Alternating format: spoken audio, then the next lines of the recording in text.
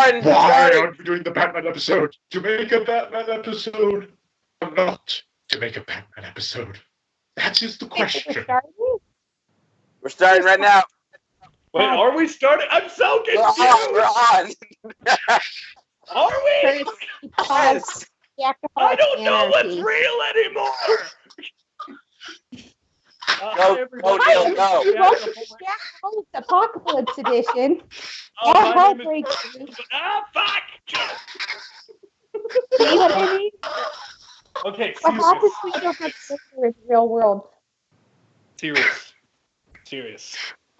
Hi, everybody. Welcome to Reactaholics. A happy Red Nose Day to all of you. Yes. That's right. Red Nose Day here in the UK. It's a charity event for all these people, and it's doing greatly, raising money around the world. No, I'm sorry. I'm shutting up.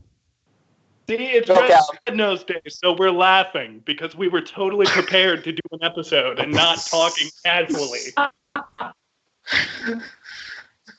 Yes, I hate you. Honestly, no. Do raise funds for Red Nose Day. It's going to go to great causes for children, people with mental health issues, people in Africa. It's doing great things, and it's lots of fun on the way. And all these noses have funny little faces on them too, as you can see. Try not to laugh. I'm trying and not. This red nose I'm wearing looks a lot like me, actually. It does kind of look like you.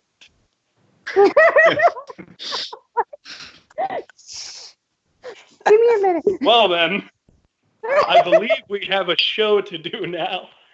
But seriously, in the description, go support Red Nose Day. Yay! To make a Batman episode or not a Batman episode? That is the question. Well, the answer is not to Batman episode, buddy. Question answered. No episode, says Neil. We must delay and make the impatient more impatient, he cries out, thus causing pain to the peasants. With patience comes reward. With impatience comes pissy attitudes, I guess. But nobody's been rushing us, so we're going to take our time and make it the best episode ever. Except for my friend Christian. He's going to slap you in the face if he was in America right now. But he's not. He can't. All right, let's introduce everybody. Jesus Christ, Callum. He's currently got a little version of himself in the middle of his face. It's Callum. How you doing, man? You okay? All right, moving on.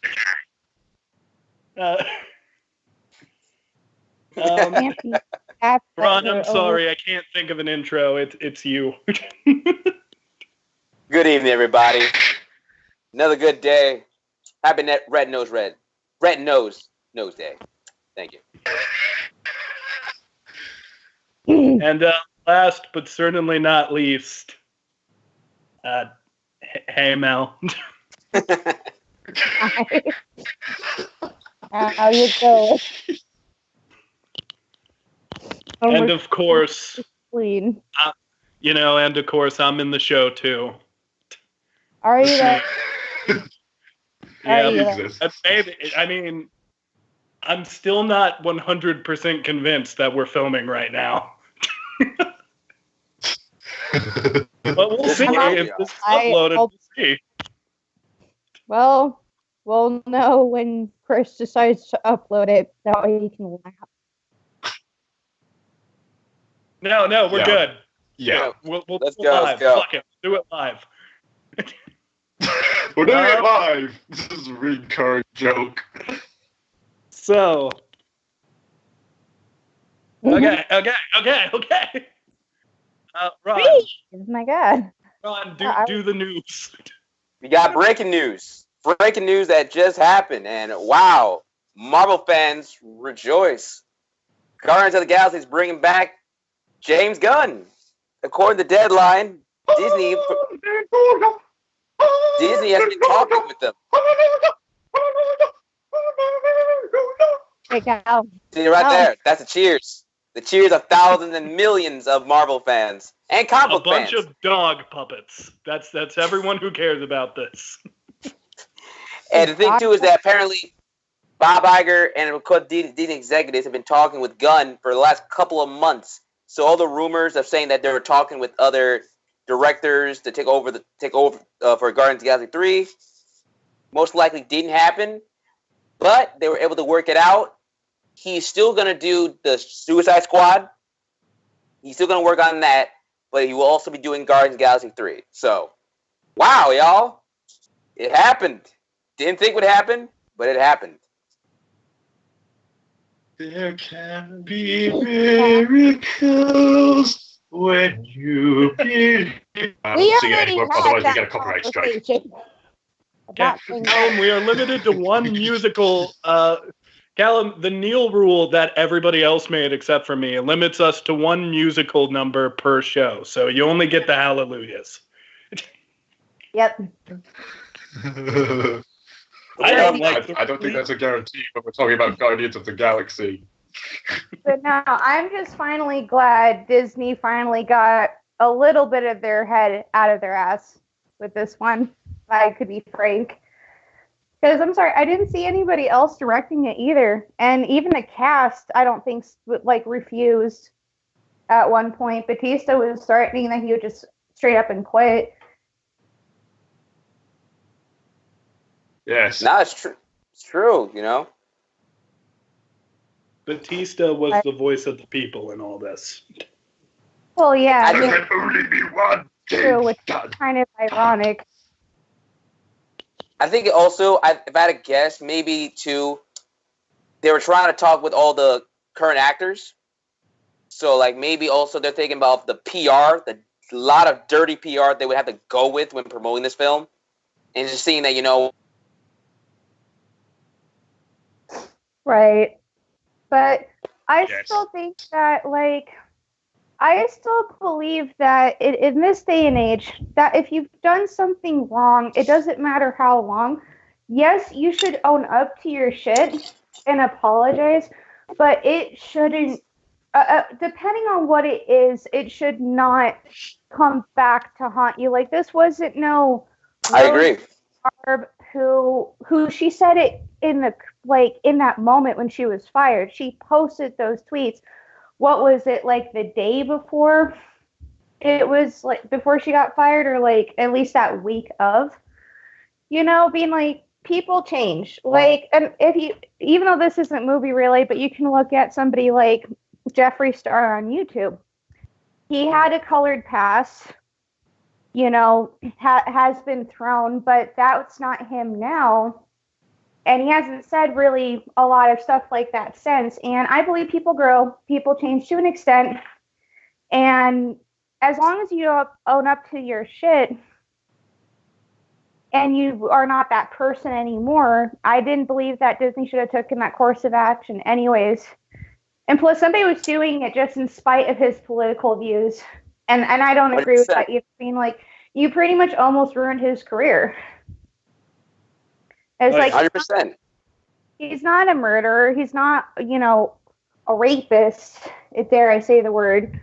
It was just like, I said colored stuff in my past. I don't care who finds it. Like, people can dig it up and being like, yeah, but I'm not the same person as I was back when I was 16, 17 years old. Well, Exactly. I don't care who tells me it's not, his Footloose joke was hilarious. Gosh darn it. And I will never forget it. Neil, please don't say it in the podcast for the sake I have of no adding intentions of insult to saying the injury. joke. However, it is hilarious. Anyway, moving on to Captain Marvel. Well, hold let's go. on, we didn't give our opinions. Yeah, you guys can give your opinions on Gunn being back. Well, and that's my opinion. Oh, of course. I'm I'm sorry. Sorry, yes. Yeah. Yeah, Just to wrap my up, All right, let's move. There we go. Callum, your turn. James Gunn being back. it's good to see the director with the vision, with the style, with the knowledge of what's meant to happen and how it's meant to be. Yeah, it's good to get that director back. I mean, we've seen what can happen when you fire directors and switch them out with Solo. And even though I like Solo, I would have loved to see what Lord and Miller did. So I'm just glad James Gunn gets to finish his movie. And on the bright side, if this did any good, now James Gunn is also going to be doing Suicide Squad 2. So that probably wouldn't have happened had he not gotten fired. True, and maybe he might be the saving grace that that shit turd of a movie needs. The real thing to look at is going to be how similar those two films might be when they're done. Okay. Did you guys hear the rumor about who Dave Bautista is gonna play in Suicide Squad 2? Oh. I didn't even know that. Well, that doesn't surprise me because I know Dave was hugely against what Disney was doing, and he's so dedicated to Gunn. I'm not fully surprised, but no, I haven't heard that he was going to be in a movie. It's just a rumor. Mr. Dave Potato is. Drax. It's Drax, Callum. Oh yes, that's right. It's Drax. Okay. Oh yeah, right. Sorry. Yeah, it's okay. It's okay. We still love you. So here's the rumor. I'll just say it real fast because I find it hilarious. The character's name is called Peacekeeper or Peacemaker. You're actually having Peacekeeper in the movie. Yes. Just let me read this description of the character. This is a character who wants nothing more than a.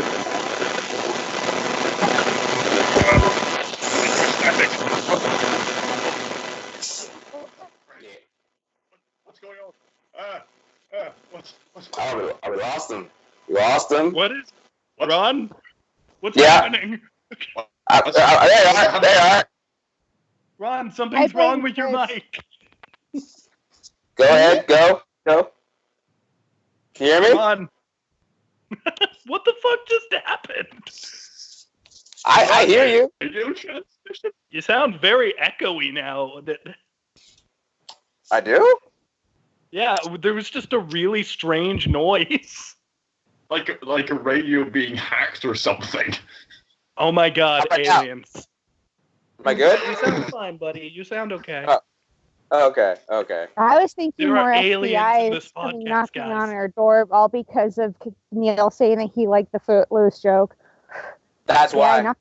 The SWAT team's coming in. CIA, everything, hired by Disney, so they have the little Mickey Mouse symbol on the back of their jackets. They're special. But they're really aggressive. They have Mickey Mouse ears on their helmets, but they're like, get the fuck down! They smash in through the windows, they charge in, they got censorship. I was the type that I would take like a quick picture and then I would comply. But to finish the Peacekeeper thing, so here is the definition of the character. This is what I have read. This character's whole prerogative is world peace. He wants to save the world. He wants peace so badly that he is willing to kill for it. That is hilarious. This is a man who wants everyone to be peaceful and not fight, and he's going to get that by killing everybody. I respect how I thought that kind of description would come by a character named Peacemaker in Suicide Squad. There's another so the characters that he apparently wants in the movie is he wants Deadshot and Harley Quinn back, but he wants Deadshot to be played by Idris Elba this time. Mm-hmm. Yep, heard about that. He also wants King Shark, Peacemaker, and another character who was just so obscure I knew nothing about them.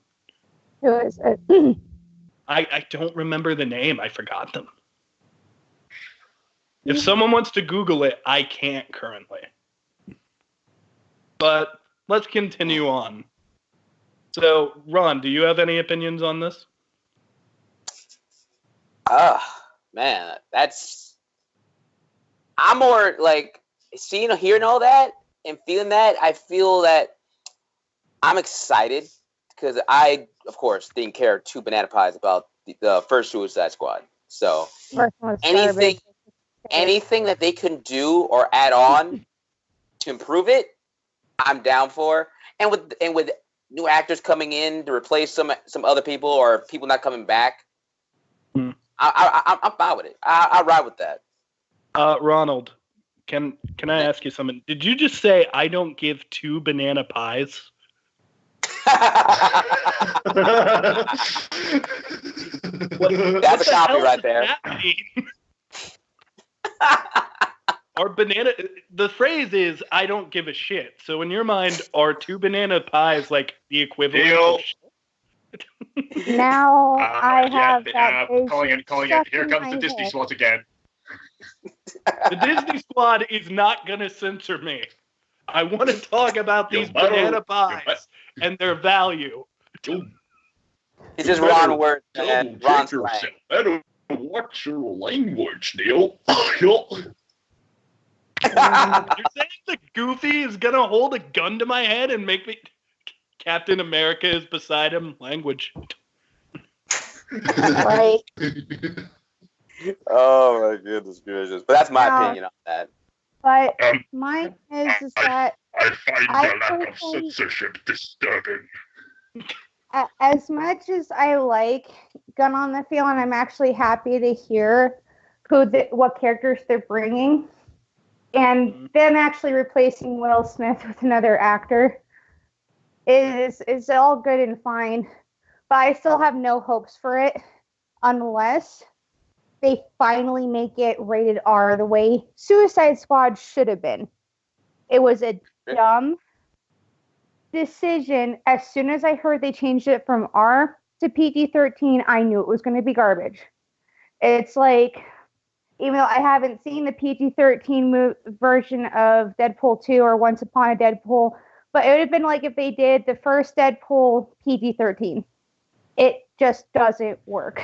And people need to stop. They need to realize being like, there's always going to be movies that's going to cater to all audiences, but the PG-13 bullshit needs to stop. Being like, yeah, sucks you're under 17 and you can't see the movie without an adult.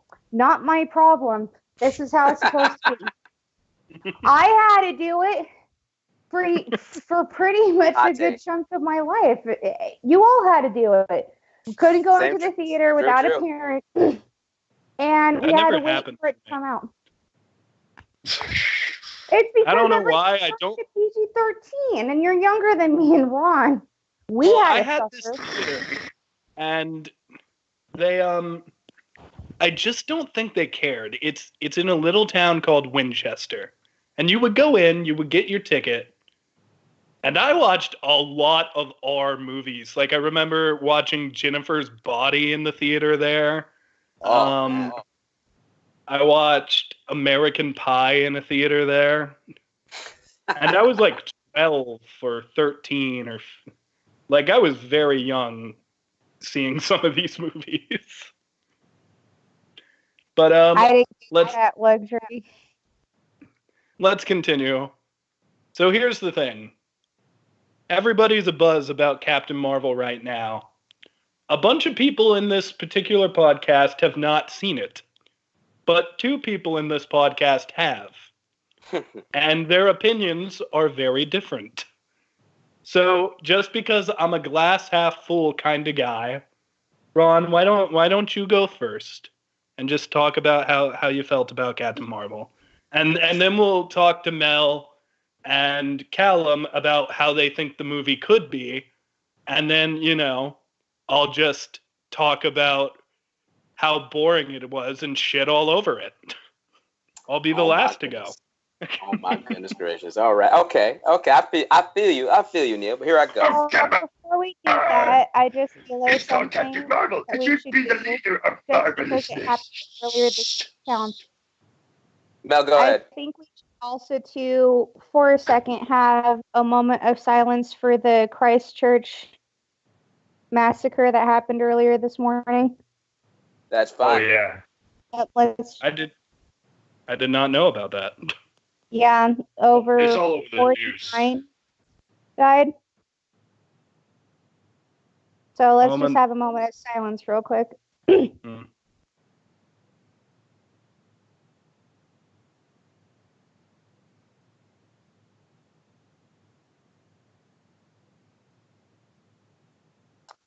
All right. Our hearts go out to the families. I didn't know this happened, honestly. Yeah, I haven't read the full details about it yet, but it happened at St. Church or Christ Church Mosque. 49 lost their lives. Support those. To all those who are lost. In any way, whether it be prayer or just word of mouth, just try to help out in any way you can. But that being said, let's move on and do our little show. Right. Did we want to do the Stardust thing before you guys get into your debacle? Let's do that at the end, because I like doing that at the end now. Okay, that works. Don't forget the improvised topic from a director. I've missed those. We can get an improvised topic from Chris if he wants to send that to Ron when he gets a chance. Okay, so Ron, why don't you start, and then Callum can say how he thinks the movie could be. Mel can say how she thinks the movie could be, and then I can talk negatively because I don't like being negative, but I will do it. So go ahead, Ron. Easy. All right, look here, guys. It's your guy, Ron. Okay, I wouldn't steer you wrong. Now look, this film is opening week. Broke records for Mark, right? We couldn't believe Ron, it, right? are you trying to sell me a car? Look here, okay? Captain Marvel, after I saw this film, I'll be straight up. It's not, to me, one of my all-time favorite Marvel films, but for what it is, it gives you hope on continuing the story of Brie Larson, okay? The film does, to me, a well job when she's interacting with other characters from Samuel Jackson to her old friends, and just seeing her be her.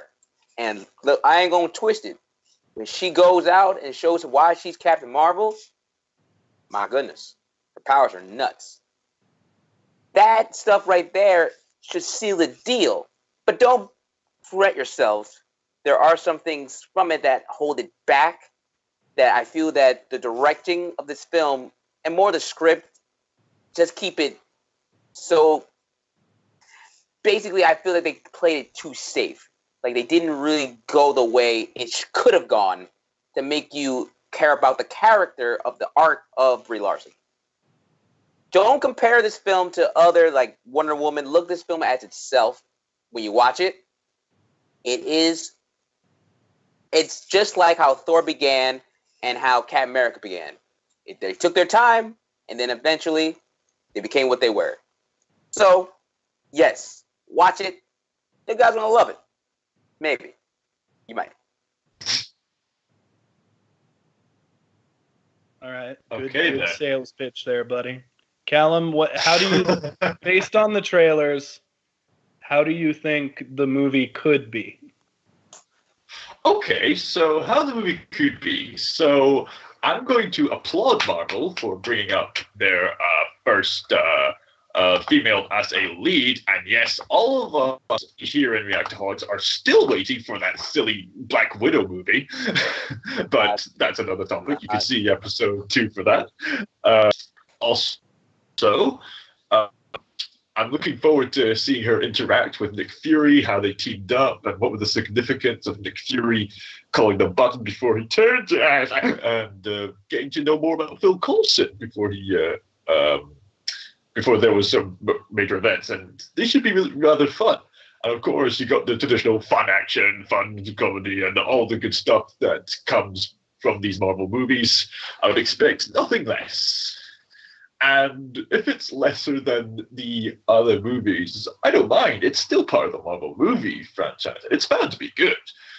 I mean, the worst that it got, the worst this franchise has gotten so far has to be those filler sequels, like the Iron Man sequels or Thor: The Dark World. But even then, I wouldn't say they were flat out awful. They just had to be made, and they just didn't do as well as the other ones. And I still enjoyed them. I still enjoyed seeing the characters. That's why we ultimately come back. We like these characters. That's what makes this franchise work.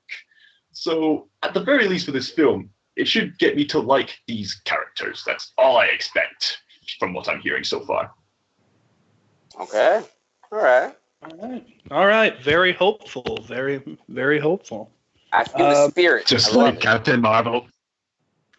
Mel, what do you think? What do you expect? Well, do not get me wrong. Like, Marvel, ever since Iron Man, in my opinion, because I believe the first one was The Incredible Hulk, which to me, I think was them finally getting out of the rough ages of the early 2000s with superhero movies, because they were bad, right? And then they finally hit gold with the first Iron Man movie. And it's kind of like, and I don't want to say this as a nihilistic point of view, but it's going to sound very nihilistic.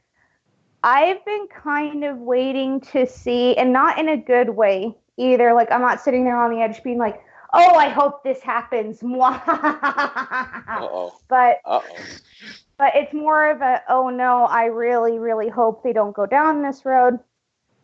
But I've been kind of waiting to see when Marvel will start losing its streak. And for me, well, I'm already kind of anticipating it with Venom, but at the same time, Venom is still Fox. It was before... I turned in the wind. No. I haven't seen it. I still have no hopes. I'm even at the point where it's just like, I just want Fox's, Marvel to be done so that way they can be brought home to the MCU. So with every Marvel film that comes out, I do get hyped. But I don't get hyped enough because I'm always afraid being like, this is going to be, the Incredible Hulk and, Daredevil kind of quality. But for me too, on the positive note, it's not that long ago I was actually able to see Ant-Man and the Wasp over at Eli's, which I found it to be awesome and amazing. And I'm still looking forward to seeing this just because I'm so far caught up with all the, MCU movies before Endgame. So it's kind of my expectations are 50-50. Now, the only thing that I did not agree with was the fact that this one sparked controversy where I don't believe it should have. And Ron knows what I'm talking about. Oh, yeah. I think everyone in this group, with the misogyny shit. It's just I'm not a feminist by any means. And people can be mad if I say that. I'm more of an egalitarian type of person where it's, I don't care what the color of your skin is. I don't care what gender you identify or you are. I don't care if you're the flying spaghetti monster that floats somewhere in space. Don't care. If I call out your bullshit because you think that this movie, demasculizes men, that's bullshit. I didn't hear this argument that much. It was still there, but not as much with Wonder Woman. It's you don't have to bring that in. But I'm kind of 50-50 on it, like I am with any MCU movie. I know it's going to be good, but at the same time, there's been other ones, like Callum mentioned, that haven't been the best. And I disagreed on one that he said, and that was, the second Thor. Because I actually enjoyed that one. Because to me personally, gave Thor more of a personality. I still enjoyed them. Well, yeah, that's true. But I enjoyed that one a little bit more. But I agree with you on the other ones. Was they were, they were so fine to watch.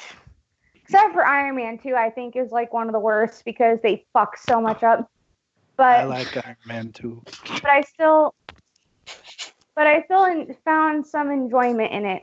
And I'm just hoping that by the way I've been hearing Captain Marvel is, I don't want to see this being the end of Marvel's like winning streak. So I have my expectations 50-50 being like, it can be good in my eyes. It cannot, like, I was pretty excited seeing the trailers, and I am excited when I get the chance to, because everyone knows why I can't just go and see it now. But it's at the same time, it's like, I don't try getting my hopes up with Marvel, just because I'm afraid there's going to be that one day they just lose that fire, and that's just going to sink it down. So I'm pretty 50-50 on it. Like, I'm hyped. Well, it's just as well they're about to end soon with Endgame. It's not over. Oh no, A lot more moves coming out there. it will be the end of like one branch, and then I heard that there was different theories already of where they're going to go next. Which only 2 theories I can't remember exactly on the top of my head. One of them is actually supposed to be related to Hydra, if I remember right, which would make sense. But there was like a few, like there's one that didn't make sense. I just can't remember it on the top of my head. But they're going long haul with this, being like, yep, they're going the long haul. They're not slowing down anytime soon when it comes to story. But that's my opinion. We still got a whole universe of characters to get in there. Especially when... All right, Neil. Did. All right, it's my turn. Neil, what you got? Neil, what you got? Right. What can you say? I would like to be uninterrupted if possible, because I'm about to get pretty dark. Go. Oh. You might not recognize me. My name is Neil Burris. I speak as a fan of these movies and these characters. Growing up, I was never a super big Captain Marvel fan. I really liked her in the cartoon Avengers Earth's Mightiest Heroes, but that was really my only interaction with her. And when this movie was coming out, I got excited because it's our first female Marvel superhero movie. And I liked Carol Danvers as a character all right, so I figured, hey, they can make a good movie out of Guardians of the Galaxy. Surely they can make a good movie out of Captain Marvel. Like it. How arrogant I was. When I went to see the film, no, that's too early. We can't start there. Let's talk about the trailers. When I saw the trailers, I remember being shamed in this group for being the only person who was not interested in the movie. I viewed the trailers and I was shamed a little bit, but it's okay. It's Marvel, you know? And even I agree, like, it's Marvel, so surely it's going to be good. Surely I'm wrong. The second trailer came out. It was also kind of shit. The third trailer came out. Still kind of shit. But I love Marvel.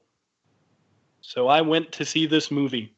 I saw it on Friday. I saw it the day it came out. Paid full price. Sometimes I go on $5 movie day. Nope. Full price for that ticket. I will say this on the positive. I liked Nick Fury in this. He's not the badass Nick Fury that we remember. He's a different take. But I like to believe that he's going to become that badass. And there's a lot of cool scenes with him. And I like the relationship he has with Coulson and Captain Marvel. I think there's a lot of good things in this movie. Like, I don't want to spoil stuff because there are people in this group chat who haven't seen it. But there are a few villains in this movie. And of those villains, one of them I really enjoyed. I really liked one of the villains. And, you know, that's my positive. I also enjoyed, there's one more thing I like. This isn't really a spoiler. In this movie, there is a lunchbox, and it is referencing Fonzie from Happy Days. I'm very happy that lunchbox was there, because I like Happy Days. That gave me a very happy smile. Oh, happy day. But here's the thing. if the best part of your movie is the fact that you featured a lunchbox that had Arthur Fonzarelli on it, don't you dare. It probably couldn't have been that great of a movie. Ooh. He went Hear me there. out. I do not hate this movie. But there are two scales. There are good and there's bad. This is in between. It is dull. It is a very mad movie, and it really didn't interest me a lot. When I was watching it, I wanted to care. I liked the Skrulls all right, but they're kind of ruined to a degree in this movie, in my opinion. And also, Captain Marvel herself is boring. This whole movie is kind of like a mystery movie, but you know every twist going in. It's not very funny. And I'm sorry, but maybe this is the director. I don't want to blame her. Brie Larson is not emoting a lot. There are some scenes where she has to have emotion in them, and it literally feels like a robot pretending to be human. Like she's not smiling. She's not smiling. She isn't smiling. She's Actually, not she does smile smiling. a few times. And when she does smile, it's kind of creepy because it looks fake and weird. And it's just, I wanted to like this movie. I went in, I smiled, I laughed a few times, but I was so bored during it. Even the action scenes are some of the worst we've ever had. Towards the end, there's a really good action scene, and I'll give it that. But Neil, there is do you so want to know much true boredom? Go watch Mr. Turner.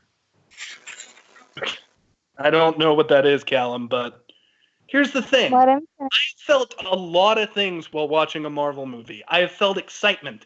I have felt happiness. I felt anger. I felt sadness. Boredom is not what I should be feeling. And as you guys said, the characters are the most important part of the movies. They're why we keep coming back. I don't want to come back for Captain Marvel. She was boring. Give a movie to Nick Fury. I want to see his story. Are you done? I don't think I'll ever truly be done. This movie has changed me.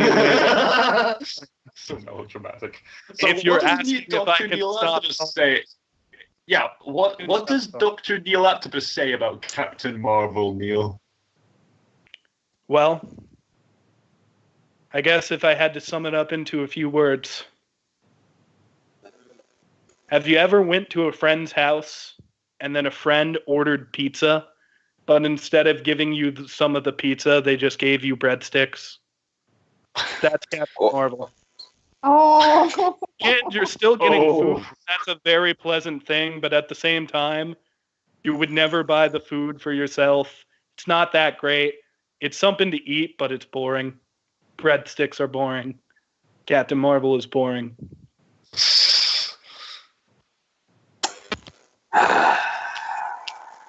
Finished. I think I'm done. Wow. Well. Well.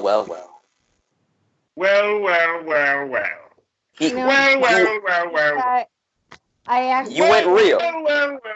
Wait, hold on, guys. Mel, you go first. Okay. What was funny was I took out my headphones for a second just to replug them in so that way I can make sure I hear you. And actually, somebody looked over because I'm right now at a coffee shop where there's Wi-Fi, so we can do this, and heard the end of that with your breadstick analogy, and their mouth just dropped. So I assume they see Captain Marvel. I'm just saying, like, I haven't seen the movie because I'm homeless. I'm just listening to somebody else's opinion. I'm sorry that ruined your day. People should know. Yeah, people should, because at least if you're paying for breadsticks, you know you're getting breadsticks. Go ahead, Ron. Neil, you done? You good? I don't think I'll ever be good, but I think I'm done. Okay. I'll never feel so good, Neil. As we say, these are our opinions. You need to go watch yourself to get your own. I do think and I guess this is the best recommendation I can give. I do think you should go see it just because it's the next chapter in the Marvel movies. But I do have this to say, and this is just my opinion. Everybody has been saying that Captain Marvel is really going to turn the tide in the fight against Thanos, and I think that's fine. I think she should do that. Because in the movie, all criticisms aside, they do show her very powerful. So I'm okay with her tipping the scales. But if they make Captain Marvel the one who kills Thanos, I'm going to be very upset. Because it should be Thor, or it should be Drax. It shouldn't be Captain Marvel who does it. But I do think you should go see the movie. I still recommend it. I'm there with you. All right. Sometimes that was you our just opinion. want Breadsticks.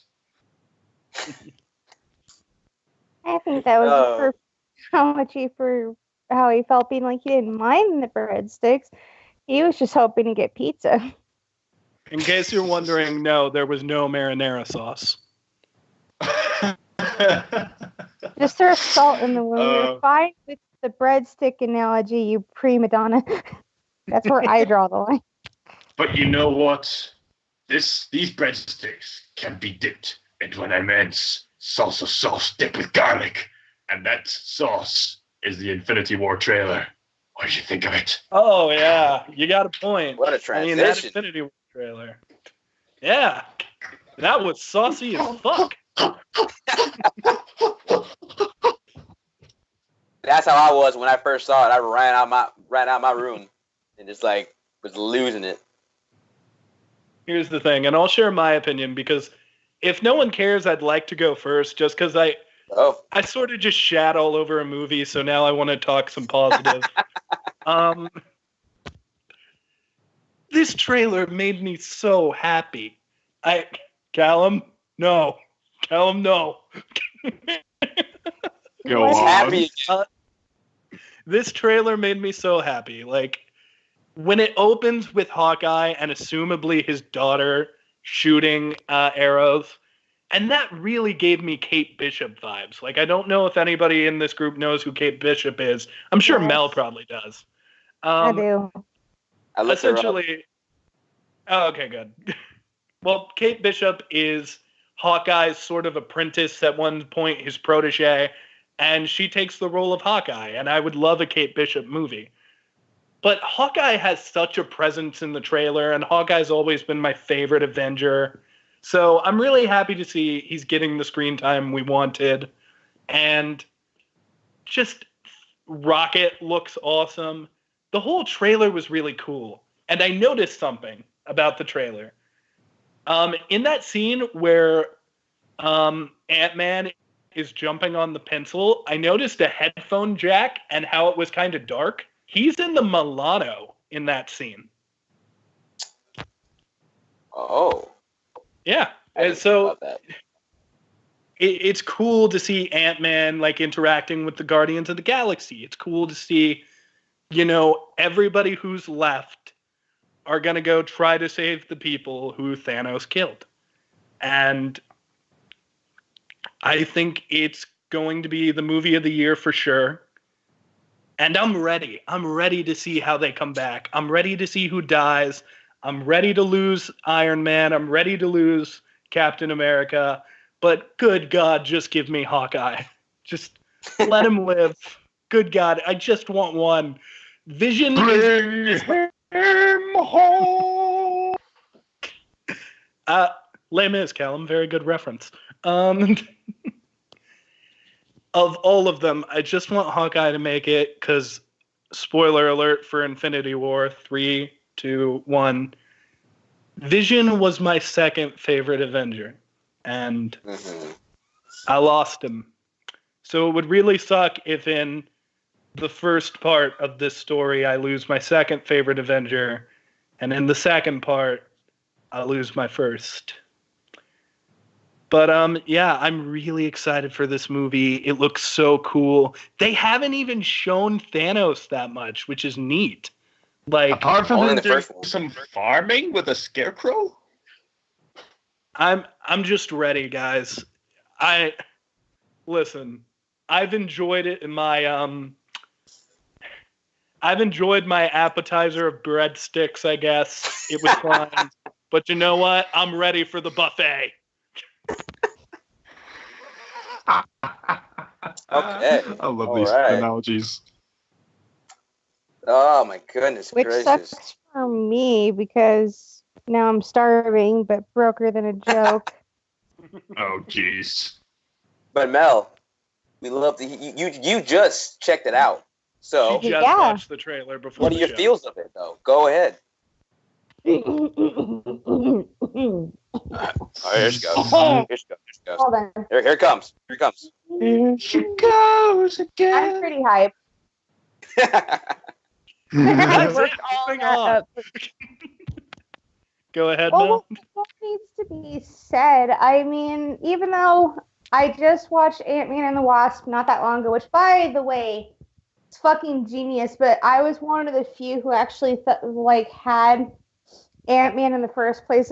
I think it was my number one on the road to Infinity War hashtag on Stardust. Yeah, it was my number one choice of my top 5. But Really? with that Ant-Man was Wasp- your number one? Yeah. Jeez, wow. I've never heard someone say that. There you go. Yeah, it was Ant-Man's a good movie. It was really hard at the time because it was a simple coin toss for me between Doctor Strange and Ant-Man, actually. Like, of course, if you want to check out my order, go to my Stardust, ImperfectVanity, shameless plug, here all week. There you go. But Fabulous. for me, Ant-Man and the Wasp, just made my love for Ant-Man all the more pleasant. And so even though I'm one movie behind Endgame, just seeing the trailer finally, which I actually had no idea was out, but I don't need to beat a dead horse as to why I didn't see it, but just sitting there and watching it, it gave me chills. It got me excitement. It made me feel feels that I'm still not over. Thanks, Infinity War, for that. And thanks for throwing salt in the wound by throwing it in the trailer. But it also, too, gives me, that sense of hope that I was explaining earlier with Captain Marvel is that, okay, Marvel's, streak is it might not come to an end soon. Still, I have to give it a similar treatment, but if it's anything like how Infinity Wars is, and also everyone knows I'm a huge comic book nerd, and I know that there's differences, huge differences with the movies and the comic books. Technically, this is not how the comic books played it out. More death, more, Adaptations. yeah. But for this one, but I don't hate the movies, because they at least try staying true, and every adaptation has, you have a reason why. And there's multiple reasons why. So for Endgames, it was just okay, even if I was Ron, who liked the movie, or if I was Neil, who didn't like the movie of Captain Marvel, at least I have something to look forward to. It's kind of what Neil just said, being okay, I am pretty much through with appetizers. I'm ready for the buffet or the main course. And just bring me Endgames already. And actually, it comes out 2 days after my birthday. Oh, nice. Fucking awesome. Oh, what a gift. Well, that's if I see it on the Oh, true. 26th. All right, Oh, Callum, goodness. what'd you think of that trailer? Ooh, I have much to say about that trailer, Neil. Let's get started. Well, let it loose. First of all, it's odd to see that Ant-Man, the following heroes that we did not see, Ant-Man, Hawkeye, really seem to see them for some reason, but they will be making an appearance in Endgame. And let me tell you, that trailer, I love how stylized it is. I mean, it's one thing to have a hyped up trailer, but the feelings behind it and their stylized look that they just gave to the trailer just because they can. Yes. Are you talking about the Super Bowl trailer trailer and not the trailer that came out yesterday that has Ant-Man and Hawkeye in it? I'm getting to it. Okay. I apologize. I'm just saying, I just said earlier, we will be seeing Ant-Man and Hawkeye and Drax in this advert, but I just love the look of this advert and the feel behind it.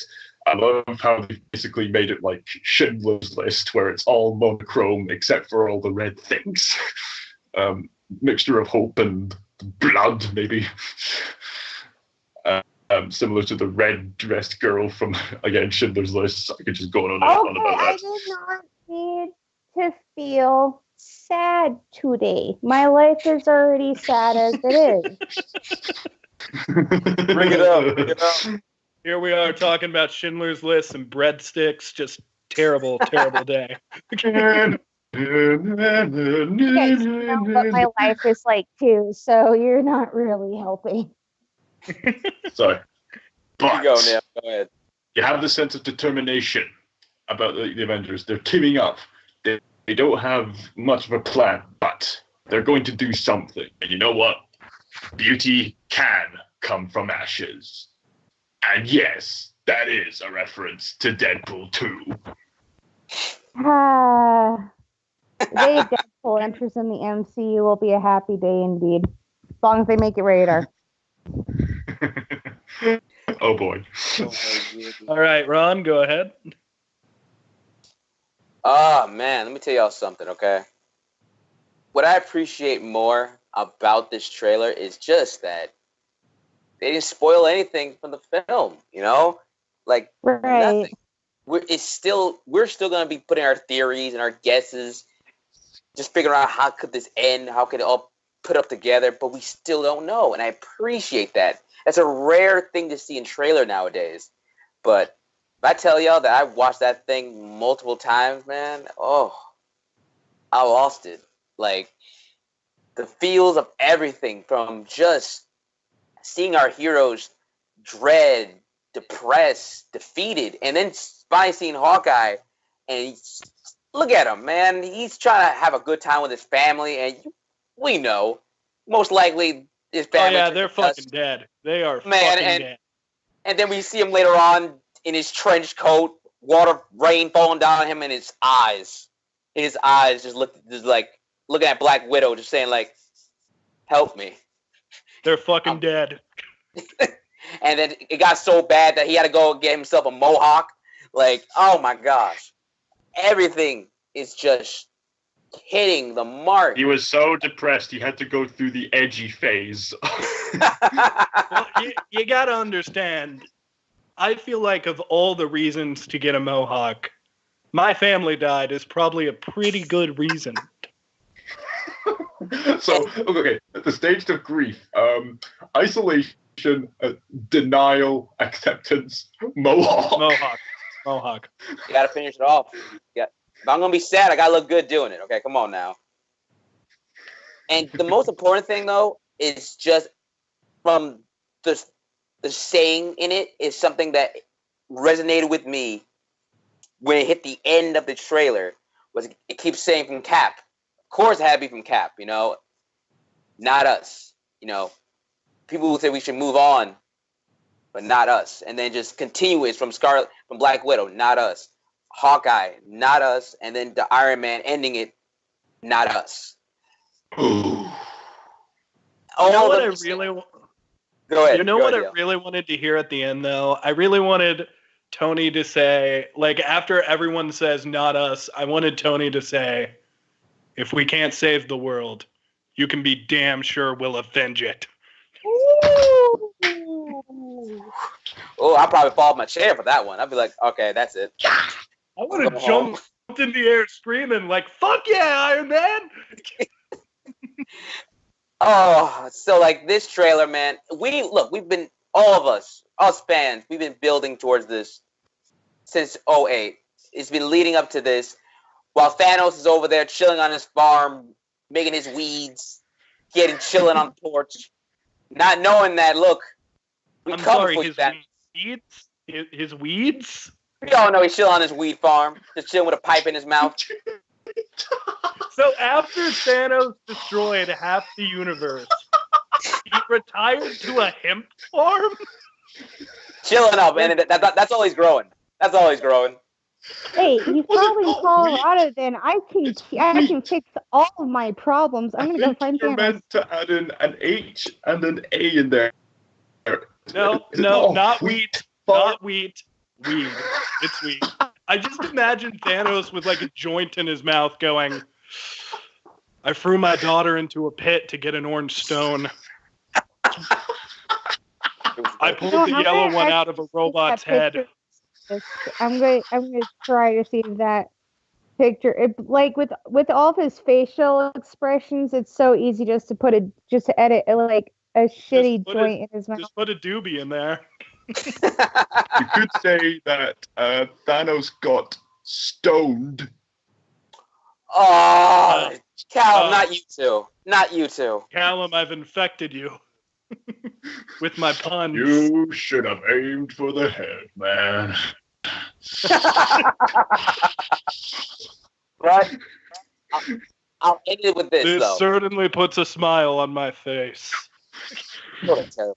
Violet, time to do things my way. All right, Ron, go ahead and finish your thought. I'll say this is worth the wait. I cannot wait for this. This is, at least for right now, my most anticipated film for this year. And to close it off too, with Captain Marvel, that one shot with Captain Marvel and Thor just trying to intimidate her and to see if she's real. And she looked at him like, "What you gonna do?" And Thor like, I like her. That got me sad. All right. For me. I'm excited for Endgame. I'm down for it. Bring on April. Let's go do it. All right, yeah. I mean, yeah, dude. Fucking Avengers comes out in April. Jesus. 50-50. But you know what? So worth it. There are some other things coming out, and even though we didn't talk about this beforehand, I want to bring it up. There's another Captain Marvel we've been ignoring, and he's got a movie coming out real soon. Well, what do you guys think about Shazam? The early reactions look good. Okay, Mel wants to go first. Now we move Go ahead, Mel. on to DC. So, not that long ago, I was fortunate to see Aquaman, and I have seen the trailers for him. I just haven't reacted because my phone shut off, and yeah, I'm not beating that horse at all. But here's my opinion. I think Wonder Woman set the bar for DC. It was good. Wasn't like amazing, but it showed that DC could do better. I believed Aquaman raised the bar by a little bit. I think Shazam, even though it looks promising, it's gonna make or break DC. If this movie bombs, I think personally DC needs to go back to the drawing board and be on hiatus for a bit and think being like, Wonder Woman wasn't quite there. Aquaman was almost there. Where did we fuck up? If Shazam fucks up. But I have hopes for it, but kind of like the same with Captain Marvel is that my hopes are not going to be too high because it's still DC, and in my personal opinion, they haven't recovered from the early 2000s because I'm one of the few who hated the Dark Knight trilogy because they can go fuck themselves and it's an overhyped movie. And Christian Bale with that stupid retarded voice, and what the fuck did they get in here from? With the hot take over here. One of the greatest superhero movies of all time. It's an hot take. Overrated. Easy, everybody, easy. Talking about the DCEU. I'm sorry. Vietnam flashbacks, what they did to Two-Face, Scarecrow, Bane. I mean, the only thing that was decent about it was was Joker, but Joker 2 was overhyped. Mel, breathe. Sorry, what? Now, what you're saying now, this is No. the equivalent of what Neil said about the Iron Giant last week. Wait, what? No, don't get distracted. No, Don't get distracted. No, Wait, never mind. no. What did you say? Oh, I no. haven't seen it. Oh, I already knew that. I thought you'd seen it already. I was expecting that. No, I already knew that he hasn't seen the Iron Giant yet. We've talked about For those this. who now know on the internet world, fuck you. I'm not gonna see it either. You need to at least see. Yeah, how could you? No, I'll die before I see it. Yeah, why'd you do this? Why? Disgusting. Well, we just lost whatever subscribers we had because you made that statement. All right, let's move on. Okay. Back to the Shazam. Back to Shazam. Whoa. Are you But- done, Mel? I'll finish up real quick. I am looking forward to it. I know that some people, I have heard at least through the grapevine, there's one or two sides of this argument, okay? I have some people who complain that the kid is too old or that Shazam is too old. I personally do not have a problem with either. Like, because in a technical sense, when he's in his Shazam mode, I believe he's in his 30s, if I remember right. Like, I know he's younger than Superman in his Shazam form, and in his real form, obviously, he's way younger than most people in the Justice League. But that doesn't bother me, but you'd be surprised hearing, like, out on the street, people's problems with the age, and to me, it's just like, no, Shazam still acts like a kid. And that's all that really matters, is that as long as you capture, like, you know, that the fact that he is still a boy is fine by me. I just hope that it's not building it up so high and that this could be the downfall of DC. At least in live action movies. Animated, they'll still have it down. Comic books, Marvel and DC will always be tied because there'll always be, you know, a universe or an alternate universe that you like or an ultimate comic book that you like from them or not. But with live action, though, this could honestly be the make or break for DC, in my opinion, though. If this sucks, this sucks. But I am excited, but I'm not as excited as I am with Endgame. But after from what I've seen that DC is trying to do its own thing. It's no longer trying to be in the shadows of Marvel. It does give me hope that DC might actually get out of the 2000s funk. Yes. We can only hope. Boom. Callum, Ron, either of you want to go next? I got you. I got this. Okay, Ron, go ahead. For the people who saw the early screenings of Shazam, the word on the street is that people enjoyed it. They're really liking this film. Talking about they love the atmosphere from it, from the kid who's playing young Shazam to just really bad. Into the who is it? Zachary Levi. I think that's his name. Yeah. Zachary Levi was playing Shazam. They said that he's doing it perfectly. They said that has a little bit of heart in it to it as well. So I appreciate that.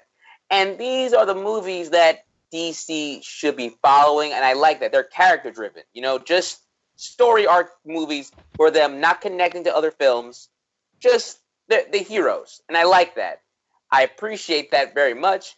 And if that is what they're gonna give me for Shazam, then sign me up. I'll be down with that. I ain't got no problems with it. This is what I hope it be, and if the word is the word, I'm down with it. All right, agreed. I hope it's good too. Callum, you want to go next? And now on to me. I don't think there's much else to say that everyone else hasn't really said already. I'm looking forward to this. I like its quirky attitude. Sorry. The host just put up a picture of Thanos smoking weed.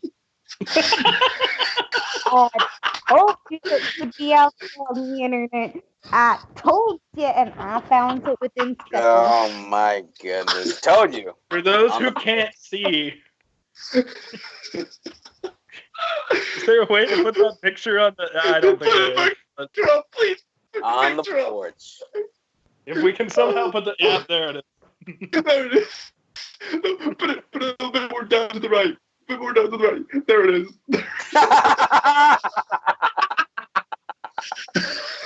Guys, I'm going to lose Reactaholics to get out of my situation by finding Thanos somewhere in the hemp farms of Colorado, and I'm going to defeat him by giving him some terrible, terrible swag instead of the good, as they say here.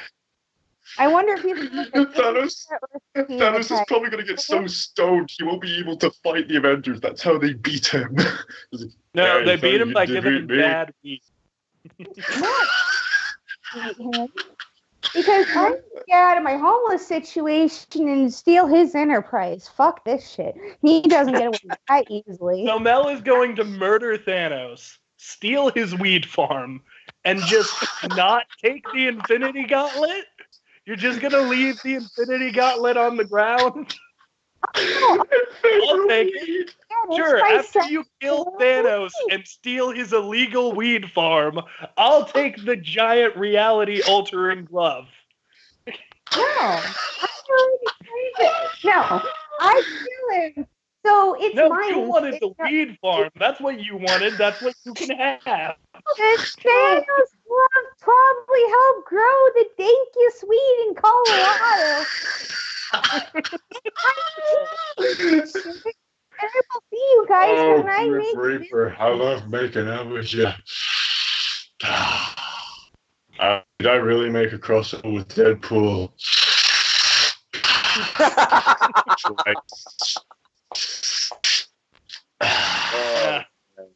He's not even smoking weed. He's smoking the ashes of the dead. Oh no! Oh, actually, that Luckily, might be time and reality is not a concern for me anymore. Go on, Mel. I couldn't hear you. No, he probably gathered them and put them in the fertilizer.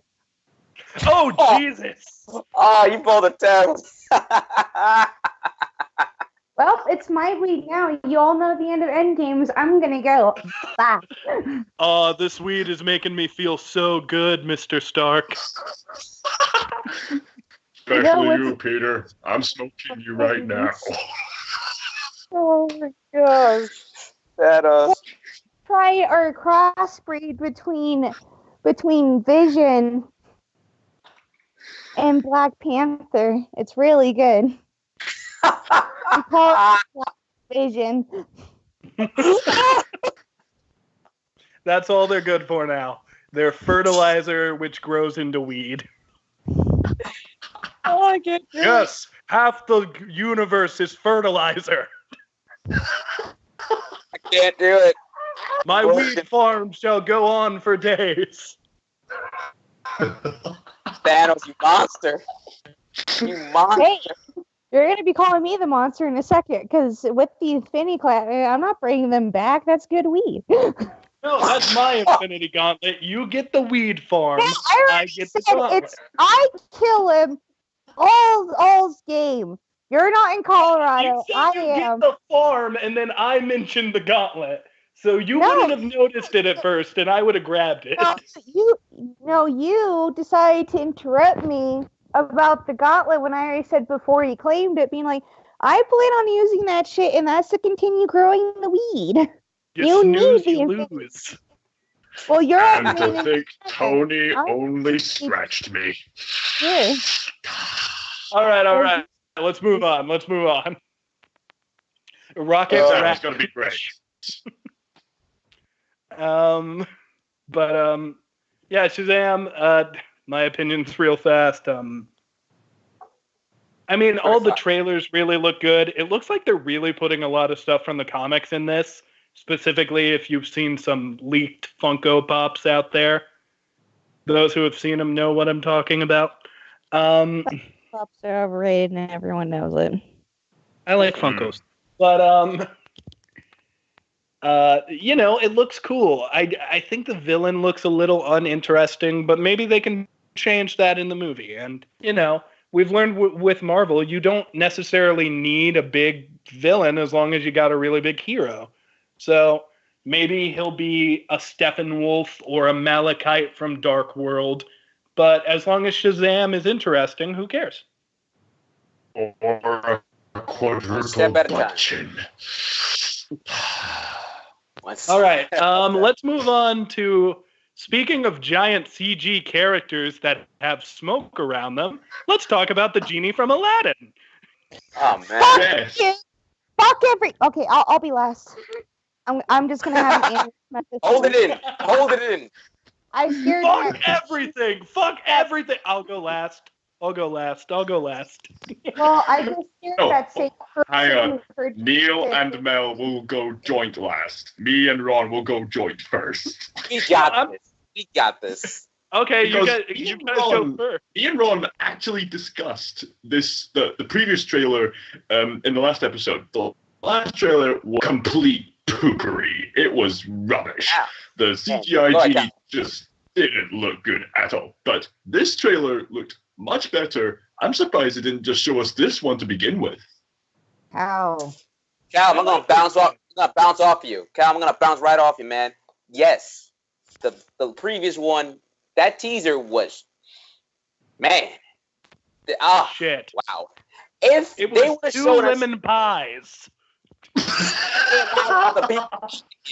Let them know, because if they would have showed us this trailer for Aladdin the first time, a lot more people would have gave it a chance. Because first of all, look, Will, all right? Will, to me, so far, and I say so far, he's giving me a nice take on the genie himself. He's not trying to be Robin Williams. He's just trying to be his own style of the genie. And so far, I dig it. The atmosphere looks very nice. You just are engulfed in this film so far. And I'm a sucker. All right, call me what it is, okay? When they sung A Whole New World, yeah, okay. You kind of like cooked me a little bit. Not a lot, but you got me. So this is what you have. This is what you're supposed to do to get people in, or at least get them interested in a remake that you're trying to sell. And also, too, like I said, one negative is Jafar. All right, so far I'm still not sold on him, but that's besides the point. Okay. Yes, this Aladdin trailer, this is what we should have got in the first place. A lot more people would have been hooked. I'm down with this. CGI genie looks a much better than the previous trailer. And I do like Will Smith's humor. And I like their take on Aladdin wishing for a prince, and then Will Smith saying, okay, that's a very gray area, wishing for a prince, because I can make you a prince. Makes a prince. Hello! That was funny. That was funny. That's completely honest. So, that is what we needed in the first place. Give me this, and maybe, hopefully, it'll be a fun ride. That's all we asked for. But no raps. Do not give me a rap, Will. Just don't do it. That's all I say. All right, Neil, Mel, what y'all? Well, here's the thing. I'm taking my earphones off. Time to get to the air raid shelter. From your cages. Either or. Go ahead. Hold on. I'm gonna let Mel go first, because when I said fuck this movie, I'll go last. No, I'll let Mel go last. I was repeating Mel. I was repeating her joke. I like the trailer. Okay, good. All right. I'm hooking you. I'm unhooking you. Okay, you're fine. Mel, stay back for a minute. Stay back. Okay. Neil, go. Neil. Here's the thing. The other trailers were bad. So now that we got a decent trailer, it's like a million times better than the bad trailers.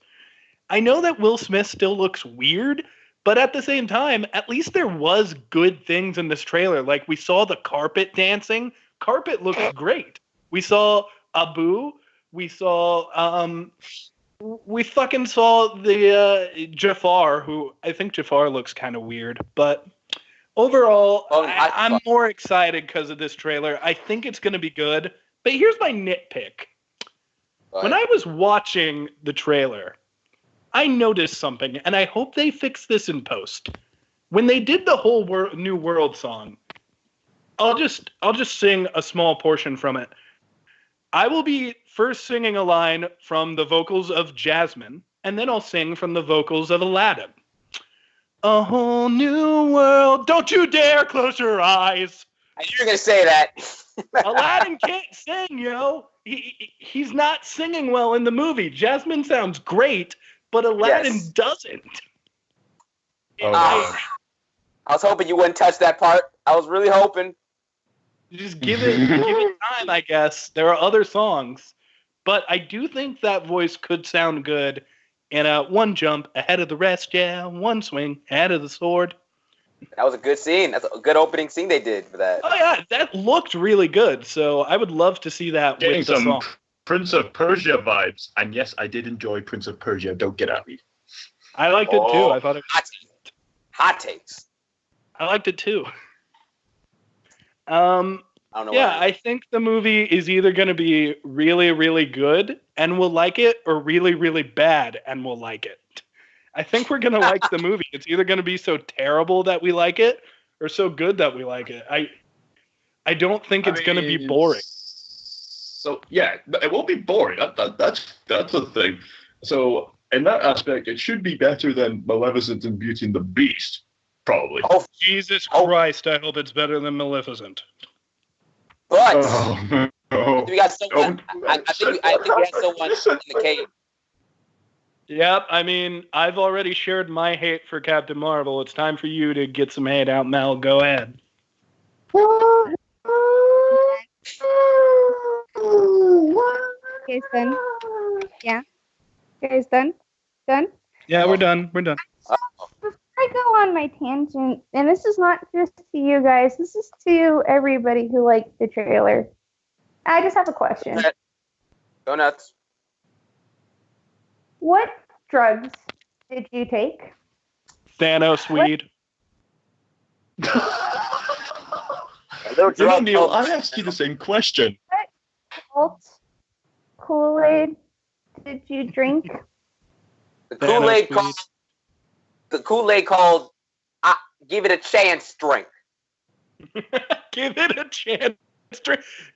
Hold on, Mel. Can I interrupt for 1 second to do a commercial for Give It a Chance drink? Even at my worst right now, if somebody offered me a drink called that, I would probably be like, no, I'm good, dying out on the street. Give it a chance drink.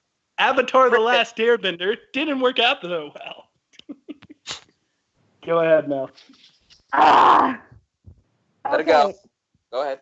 I'm not going to go on as such an angry thing, but here's the part that I kind of feel bad for the majority of people who seen the actual trailer. Now, I will say this. By 1%, this trailer was better than the teaser trailer we got. But here's the thing that I'm not understanding. Why? What do you see? I'm sorry. I'm the type of person where it's just like, I didn't ask for this. And to me, Disney's not even trying anymore, but I think I finally figured out a part of the problem is the fans. You're not wrong. Disney's not trying anymore. And the more people buy into this, rose-colored, nostalgic glasses, the more I see them pretty much being late. It would have been different if they tried going with the Maleficent approach, but better, because Maleficent was trash. And told the story in a different way. Why? It's what I said in my reaction. Don't fix what isn't broken. Why? But now I see part of the problem is that you all, and I'm not saying that's a bad thing, because, you know, we all love movies here, but general audiences keep giving companies like Disney money for this. Disney does not and hasn't cared for a long time what you guys think. I personally think that anybody who loves Aladdin, and especially like, even though Ron and I have this discussion with the teaser trailer, the only defense that I'm willing to accept is if you have a bias loving this movie. I can vouch I'm the same way. I can vouch anyone's the same way. If they redid Snow White, because Huntsman, even with Snow White and the Huntsman, I was biased because Snow White is my Disney movie of choice. Everyone's got one. I would be the. Yours is Lion King, and you're pretty excited to see that. Yours is Mulan. 2000. I'm so scared. But that's the only defense I'm willing to hear anyone out. Is if they said that it's out of a sheer bias that Aladdin was their shit. I am surprised people like this official trailer. They're not trying anymore. They don't have to try because people are so willing to buy their shit no matter if they try or not. To me, anybody who has any appreciation towards the old films should not go see this movie. This should be the time of being like telling Disney enough is enough, but now with this new trailer, which didn't even add a lot. And I disagree. I thought the segment with him where I should have heard the song, you know, One Jump Ahead of the Foot. I should have heard that song and it should have been alive. That scene was so energetic, and I get that live action cannot do as much as animation, but at the same time, if a lot of the scenes, a lot of the songs, a lot of the actors felt like they couldn't be bothered. Will Smith still looks like Will Smith, and as much as you say that he is not trying to be Robin Williams, he is trying, and it's insulting. This movie is an insult. I thought the other ones. Now, the only exception to this rule, by the way, people who are watching, the only exception to this rule is Christopher Robin, only because I would not find it fair to group it, because I have not seen it yet. There will be a time. It's an amazing film. If you love Winnie the Pooh, you must watch Christopher Robin and Just Wish. Agreed. I haven't seen it, so I'm not lumping it in with the rest. Otherwise, I've seen every live Disney remake. And we all should know by now. They're not trying anymore. They're not trying to, they're not even trying to like keep the original story but reinvent it in a different way. They are not trying anymore. And they're trying to add on, like, watch. Iago won't talk, which I know some people have an issue with, like Gilbert Gottfried's voice, but still. They got a voice actor, though. But you didn't see it.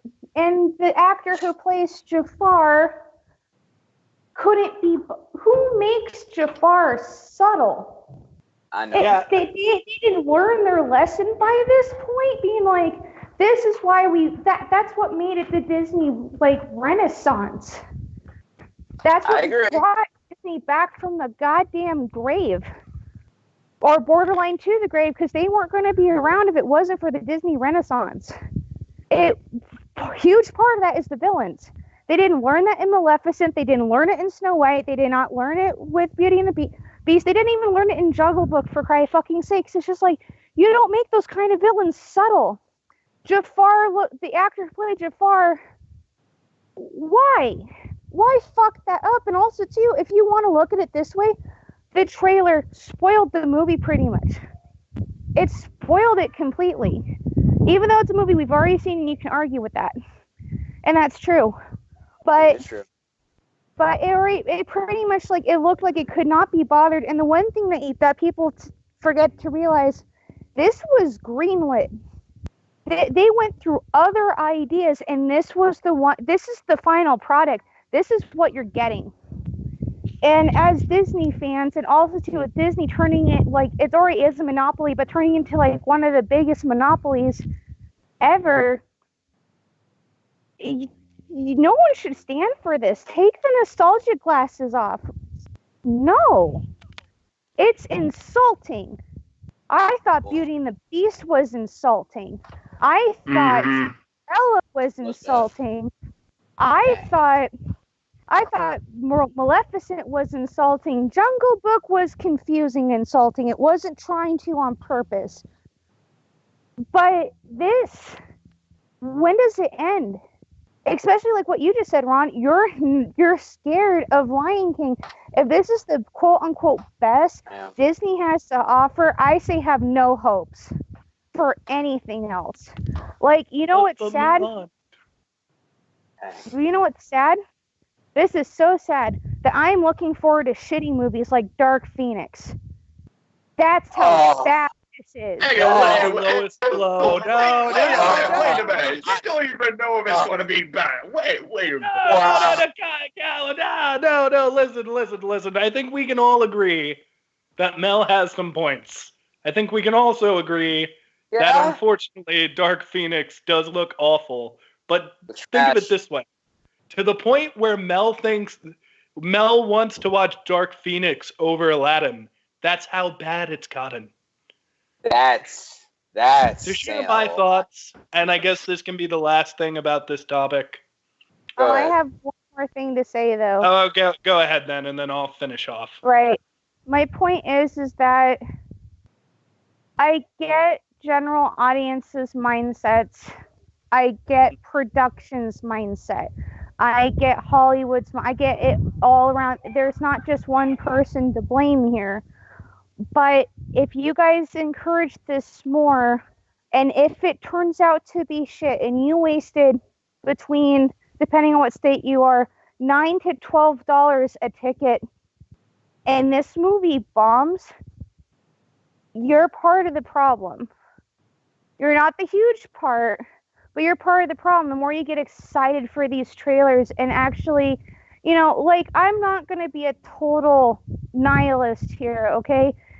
I have no expectations. If my theories have been right, which they've been right with all except for one exception, because I have not seen it yet, it's just going to be like every other shitty live-action remake. And especially since they're already in the talks of making several more. But part of the problem is when people make these like the highest grossing box office ones, and you wonder why certain other movies don't hit the box office as high. It's ridiculous. Like, if you cherish anything about these movies, watch them as is. Don't fix what isn't broken. Or if you're going to revamp them, do something new with it. Or at least try something new that is not shoving an agenda down your throat, or you're not trying to add the book in with the cartoon version, or you're not trying to make the villain a misunderstood character when you're not. You're a bad guy. I will never let that go. But, or making the woman seem independent when she actually is less independent than the animated version. Yeah. It's garbage. I will not see this movie because I respect what Disney has done in the past. Being like, you made good content out of original stuff that was a lot darker, and you made it into classics where people still watch them to this day despite how old they are. And this garbage, like, and here's a telltale sign. You see what companies have done to childhood stuff like Dr. Seuss? Disney's doing the exact same thing, but yet people still go to buy this. The only good that this is doing is making people go back to the original, and I'll give it, you know, some form of credit. But I believe being like, take off the nostalgia glasses and see it for what it is. And if you're smart, wait till it comes out on Netflix and DVD. Do not give Disney your dollar more than you should on something that is probably going to be terrible. But the songs... And that's all I have to say. It reminds me, Mel. There was this one How It Should Have Ended where they were talking about Fred Savage being in Deadpool and how nostalgia like runs the world. And they do the beat of Lion King and they do talk about that thing I like. Talk about that thing I like. That's sad but true. My last thoughts on this is, we don't really know where this is going to end. Like, we know there's a Lilo and Stitch live action remake coming. Oh, I know. What? Like, are they just going to remake all of them? Like, are they going to do Peter Pan? Are they going to do... All the ones that made a profit, as far as I know, all the ones that made a profit, like, they're probably not going to touch on things like Pocahontas, or the one that was known to almost kill Disney was The Black Cauldron, even though there have been rumors and talks about it. But as long as the cycle keeps going, they'll touch anything and anything. Before you know it, there'll be a Fox and the Hound remake.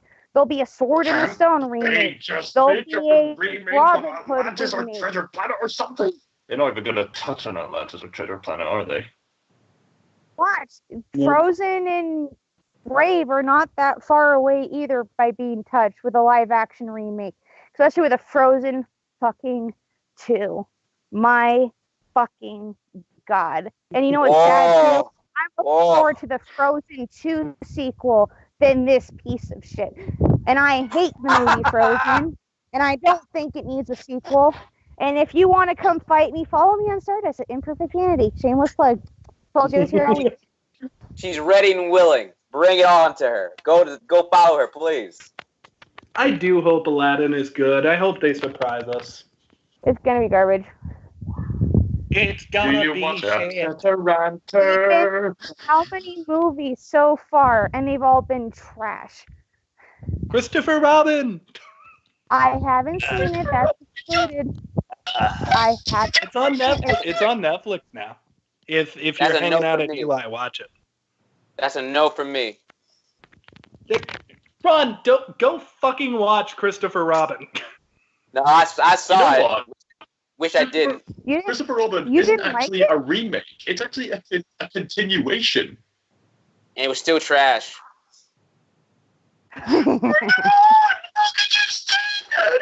We're all feeling the hate today. That's Ron's opinion. He'll stick to it. But please, check it for yourself. Your opinion matters. I love it. You don't have a heart, Ron. Right, too. And when Tigger did the Tigger song. That's cute. That's cute. But it was for Ron. Think about that thing I like. Think about that thing about a childhood friend reuniting with your friend. Again. Very cute. Not for Ron. The joke I've made is one of these days that these live action remakes keep happening, we're going to get a live action Muppets where Kermit is an actual frog. Fozzie's a real bear. Piggy is pig. That's it. That's they'll make it the live action remake. The dudes at home and you. Cha-ching, cha-ching, cha-ching. Ow. But Neil, You're good. Was that your final say?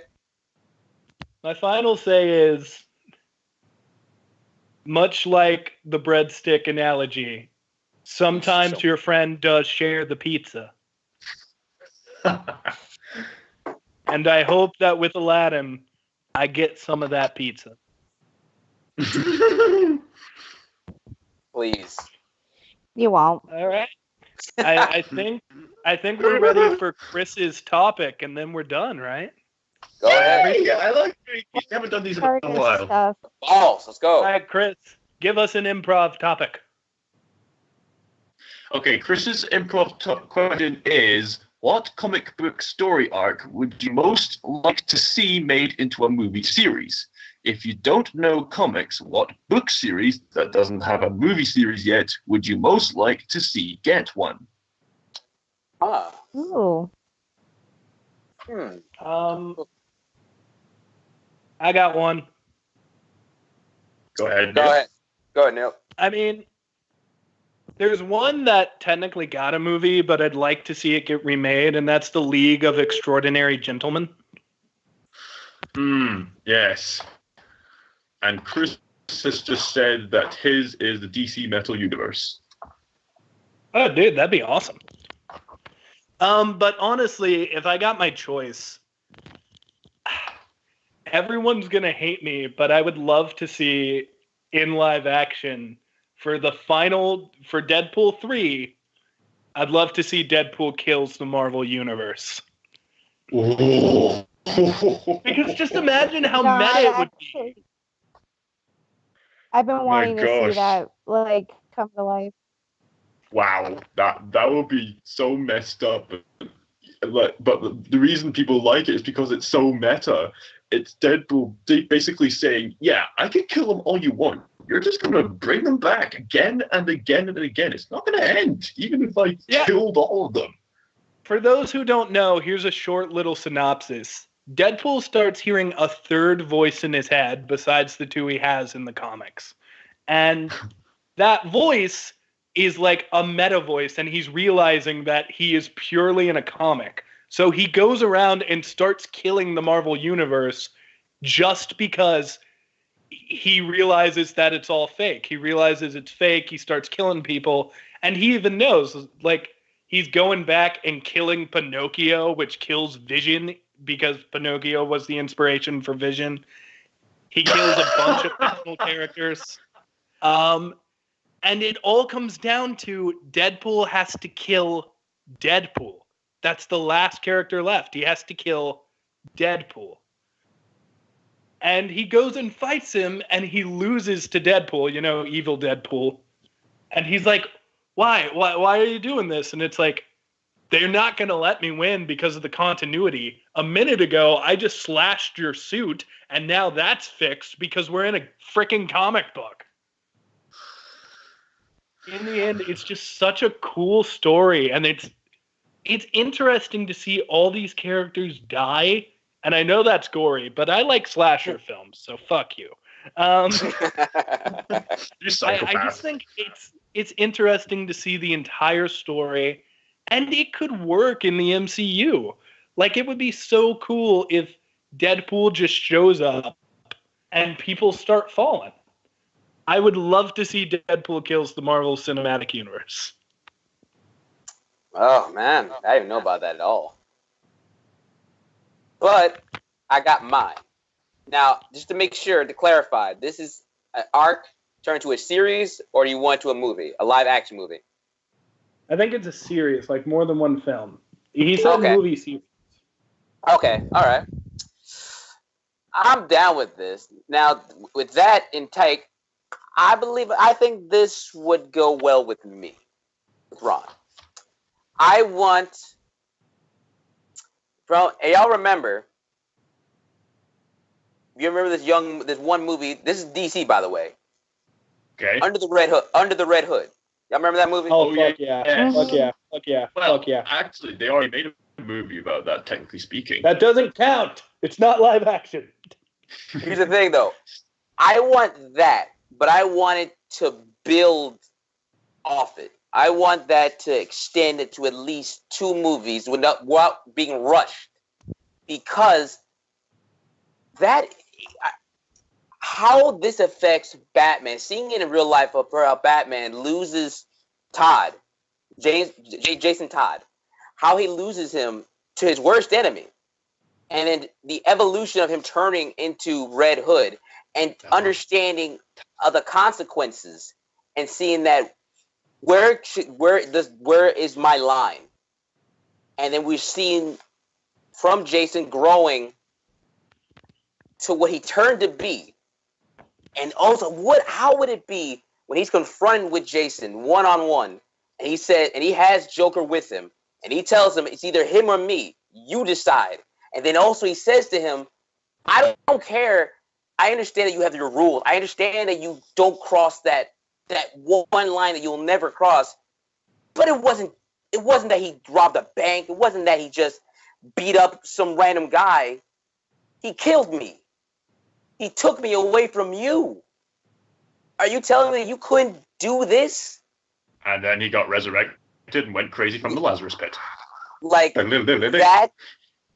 Yes, he did. And that is it's such a heartbreaking scene, and having it not be compact into just a 2-hour film, to animated film, which was good by the way, but having it just stretch on out so we get more in depth of the characters, the feel, the emotion, the impact.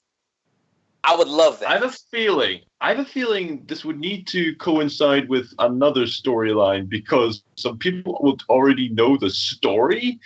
But yeah, I could see it working, especially with Batman talking about why he doesn't kill the Joker is because he says that if he did kill the Joker, he'd be essentially no better than him. And that would be the point of crossing the line. And there'd be no going back for it.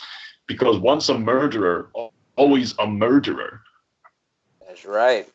Oh, yes, please. To which Joker then responds, "Aw, you do care about me." Joker is a tool. But yes, that is Ron. I would love that to be 2 movies. Easy. So do it. Can I change my answer? I thought about another one. No take back, sir. I just thought of another one too. Change my answer. I host this show. I'm changing my damn answer. How about make it an honorable mention? Sorry, who's going next? It's not honorable. It's my answer. Callum and Mel, No, let's what do you want? get into an honorable answer. Go ahead, Cal. Your turn. An honorable. An honorable answer. Do you think Neil should go first with his honorable answer? No, just give your okay, actual. You give your actual answer, and then I'll give my actual answer at the end. Oh my god! It's an honorable mention. I refuse. Too bad. Okay, so I was after Ron said about the Batman, I was thinking, oh, more Batman. And, you know, there's so many Batman stories we could think of. But you know what? Let's just take a break from DC and Marvel for a little bit. Let's go out for a breath of fresh air and just keep demanding for that stupid Tintin sequel already. Come on, Spielberg, yes. Jackson, yes. I'm with you, buddy. I'm with you. By the way, this is a movie that all of us love. Mel loves it. I love it. Neil loves it. We need a sequel. Not all. Not all. Who's his all stuff? Get out. Get out. Please. I don't know that all stuff. But continue, Callum, if you want to say all, but continue. Ron, me, Neil, and Mel are going on a plane ticket to kick your ass later on after this. We're not going to kick his ass. I love him. No, you love his sister more. Can't I love both? You can do all of that, Callum, but still not going to change my mind about Tintin, so it's okay. Well, go on, Cal. We do need that sequel, though, for the people who do like it.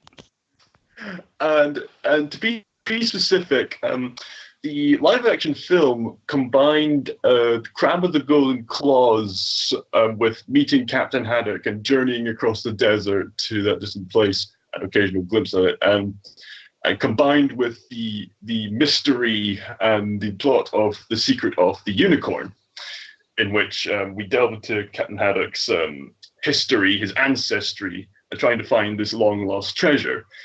And they even give us a little bit of Red Rackham's treasure with having the ending of Red Rackham's treasure, where they get to the globe, they pop it open, and there's the treasure there. And hallelujah, the adventure is over. But then it seems like there's more adventure. Obviously, for the sequel, they should have the rest of Red Rackham's treasure, where they go out to sea, go into that little whale shark submarine, where they go looking for all the treasure, avoiding sharks. Then they come across the island that Haddock's ancestor, Sir Francis Haddock, came to rest and trained the birds to speak his phrases. Blistering barnacles, thundering typhoons. That would be hilarious. Also, I would love to see Professor Calculus in the motion capture stuff. I don't know who they'd get to play him, but I'm sure they'd find someone great and quirky just to play off the humor with him and had it with Professor Calculus Sir being Patrick deaf. Harris. That'll do. Wait, no, did I say Sir Patrick Harris? I was thinking Neil Patrick Harris. The answer is Sir Patrick Stewart. How dare you? So I suppose if they were to combine some other plot lines, I don't know. There's so many possibilities, seeing how they combined all the other stories together. I don't know. Maybe they could do Black Island, where Tintin's on a mystery pursuing some criminals with fake money, which leads him to Scotland, and he has to journey to this Black Island where this wild beast roams this castle. I won't spoil what the beast is for those who haven't read the comic. Or maybe they could do... Yeah, spoiler enough. But long story short, we all need that Tintin sequel. You gotta have more Tintin. Yes. String Barnacle, Spielberg, you need to get on with it and get with Jackson. Do we really? I'm just saying. We do. Yes, we do, Ron. We do, yes. And Mel agrees too. She loves it. I do, actually. So. I like how Mel is like, yeah, I do. I'm with them. Sorry. 3 on 1. Mel. 3 on 1. Mel, I can't imagine what you're going to say now, so please, go ahead. So with me, especially like not that long ago, I've started noticing on Netflix that mine is tied with 2, and one's a comic, one's a book series. Okay. Okay. Even though in defense, I haven't read the full book series yet for the book. But Mel, according to your own rules, doesn't one of those have to be an honorable mention? Oh. You know, because you're the host, sit down, shut the fuck up. I'm devil's advocate here. Like, I'm Deadpool in this scenario. I break the fourth wall when I want. But, okay. So, it's tied between 2. And it's a tie. So, also, too, with your logic, fuck off. So, one would have to be, even though there was a movie already made that was a good movie, shitty sequel, is Dark Horse Comics The Mask, except for in the original comic book version. Ooh, yeah. Oh, man. That'd be neat. Which is really, really dark, and also, too, like, they should have went with that, but they should have went with that way, and I get, like, Jim Carrey's version, at the time, they couldn't touch the gore, the grit, the sensitive subject matter at the time, because 90s. Gotta love the 90s. And I mean, give it credit. It does work on its own as a fun family film, and I find Jim Carrey as a very funny, light-hearted character, which works for the film. Right. It works for that version of the film, but the comic books are so different. Like Jim Carrey was the misunderstood type, where actually in the comic books, he's actually far more deranged when he has the mask on. Like, he pretty much turns into a villain, and the comics keep continuing on, which, don't get me wrong, like, towards the end of the series, it's not as good, and it can get somewhat confusing. But if the right director, which I can only think of the master of practical effects and makeup, could touch this, Del Toro. And yes, because he fucking won an Oscar in 2017. That man's a legend. And you should have not made a Hellboy 3. I mean, anyway, different subject. But seeing that would be amazing. Also, too, one that I personally feel like when they made this movie based on the book, they did not... It kind of reminded me of Watership Down 2018, because I have seen bits of it and I fucking spit at that.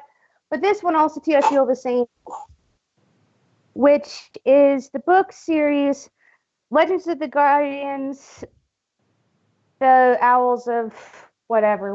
Gahul. I can never... Yeah, Gahul. The book series so much better than that fucking movie. Like, don't get me wrong, CGI was pretty good. But it was bland as toast, and they cut out so many things from what I've known, and I haven't picked up the book. From what I've been told, the book sounds really more interesting, and I'd actually like that to be a film series if they had the budget for it. And somebody who, don't know who would direct that or who would be on board with that, but actually seeing it in its purest form, like how Watership Down the 1960 or 70, I can never remember the year on that, but how they pretty much, were closer to the book than the 2018 adaptation was garbage. But I'd actually like to see that one as an actual proper series and done right, closer to the book. Not completely, like I'm all about, certain creative liberties to an extent, but especially like Dark Horse is just finally coming out for the first time in a while, actually, since The Mask. They're already coming out with like TV shows like The Umbrella Academy. And even though they changed quite a bit of things in that, it was still a pretty good representation to that. And I would like to see a lot more Dark Horse comics actually take the reins in the movie industry. Yeah, no, Dark Horse is awesome. Dark Horse actually writes the Critical Role comics I like. Mm-hmm. What's your second one? And quick side and note. Also, too, if the they animation of... If they actually decide to go balls to the wall, unlike their counterparts DC and Marvel, and actually make their shit R. Felt that fire. You're all about that R, Mel. Get real. Stands for real. Real, and it stands for non-pussy, like PG-13. But those are the two. They're tied. Okay. All right. Time for my real answer. Your honorable real answer. My actual answer. I have to apologize to my fellow fans of this property. Oh. I made a post earlier this week. Oh, I know you're going to say. Said this should get a movie. And in the moment when the question was asked, I didn't even think about it. It took me a minute. Don't worry, Power Rangers fans. I remembered. We need a Soul of the Dragon movie. For those of you who don't know, Soul of the Dragon is the old man Logan of Power Rangers. Oh, Let me break it down. Okay, now I'm all ears. It's a few years after the most recent season of Power Rangers, where it's revealed that Tommy has a master morpher that lets him morph into all his older Power Ranger forms. He also has a son named JJ. JJ gets kidnapped, and in the fight, Tommy's master morpher gets damaged. Every time he uses it, it causes him physical pain, and he can't morph back into that Ranger. So Tommy has 5 morphs to save his son. And it's such an incredible story. There's amazing fights. It's in the Power Rangers canon. Like, it takes place in New Tech City, to my knowledge, so all of the aliens are about. And it's so fucking cool. It's just... Listen, Jason David Frank, the person who played Tommy Oliver, he's old enough. He's still buff. He's still in great shape. Get him in this fucking movie. Come on. That would be, like, forget Mighty Morphin. I like Mighty Morphin. Forget it. This pays tribute to Mighty Morphin, Zeo, Turbo, Dino Thunder, and fucking, Mighty Morphin again, because he was a White Ranger. But there's just so much shit you can do with this concept, and it's so interesting. I know a lot of people want a Shattered Grid movie, and I'm there with you, but Shattered Grid would be a better TV show than a movie. I really, honest to God, think that if we got a Soul of the Dragon movie, it would do what Logan did for X-Men, where it's this new, darker take on the Power Rangers, but it still makes sense in the canon, and it would be so fucking cool. You gotta have more Logan stories like Metal Gear Solid 4 Guns of the Patriots, or Logan, or in this case, the Power Rangers story, yes. And I won't spoil the ending. I will not spoil the ending. But if you are a fan of Power Rangers and you don't get emotional at that ending, I'm not saying you cry. But if you don't get emotional at that ending, you ain't a true fan. Ooh. Let it be known. All right, then. I felt that. From the heart. That's why, like, when I said Deadpool takes over the Marvel Universe, that was like, okay, well, this is a question. The reason that Soul of the Dragon is my actual answer is because that's the one that's in my heart. That is the correct answer. Ooh. Deadpool was a answer. Soul of the Dragon was the correct answer. Excuse me. Excuse me. I would love to fucking see the mask done right. Right. Oh my goodness. Oh no. That broke my heart. I think, Jesus Christ, I'm so emotional over Power Rangers right now because I'm thinking about it. Breathe.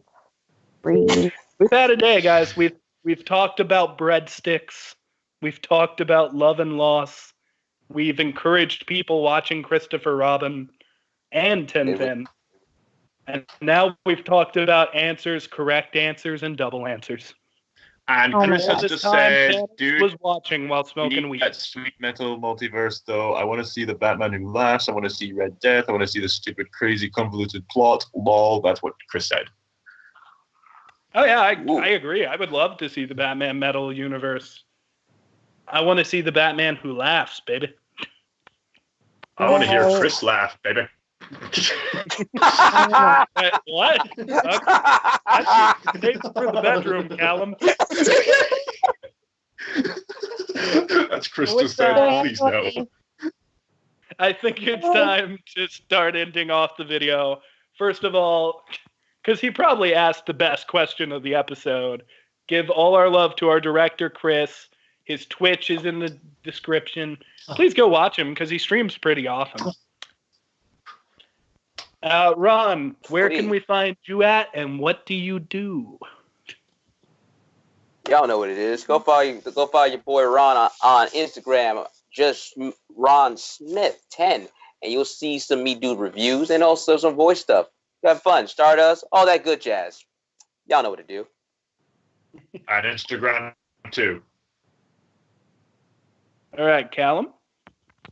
I am the Scotswizard, or the Scotsmire in the Lord of the Rings terms, the angelic beings, and I also do voice stuff on my channel, and I do other sorts of fun stuff, film reviews and reactions. I make animated short films, and I'm probably going to make an animated short film of Thanos smoking weed for this one.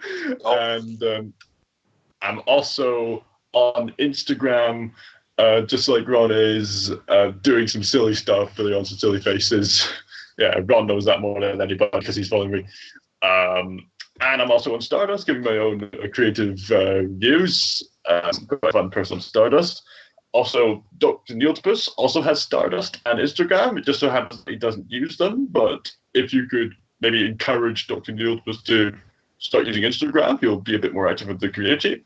I'm just saying. I don't have an Instagram. What are you on about? Yes, you do. No, I don't. Do. I don't. Run, follow you. Hold on. I'm not millennial. I found your account one or two times. What? I didn't make it. That's not me. Oh, breaking news. But everybody go subscribe and find out who the fuck that is.